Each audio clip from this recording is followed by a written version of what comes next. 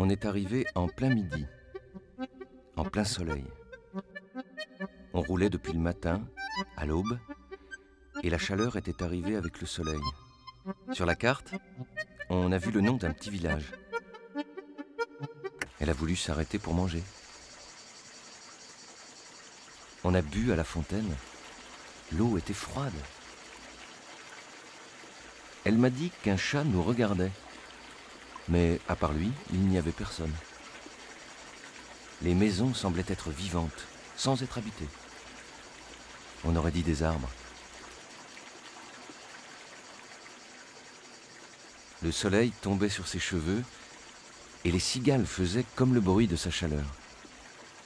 S'il existait des moments pour que le temps s'arrête, celui-là en était un. Après la chaleur de l'autoroute et le bruit des voitures et des camions qui nous doublaient, l'eau fraîche qui coulait de la fontaine devenait plus précieuse que de l'or. On avait notre route à reprendre, mais moi, je me demandais comment j'allais faire pour exister en dehors de cet endroit. Elle a dit quelque chose qui nous a fait rire, puis on a bu une nouvelle fois à la fontaine. On ne pouvait s'empêcher de penser que notre maison idéale se trouverait dans un endroit comme celui-ci. Si on avait des enfants à faire, il faudrait pouvoir les élever ici, à l'abri du béton. Elle a cherché le chat des yeux, mais il avait dû se cacher dans un coin d'ombre.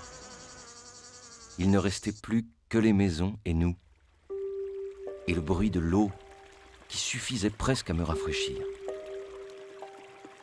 Le temps qui passe avait dans ce village la douceur de l'eau qui coulait de la fontaine.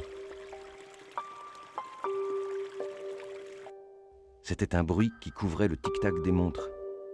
On arrivait à ne penser à rien. Il suffisait de se laisser porter, sans effort.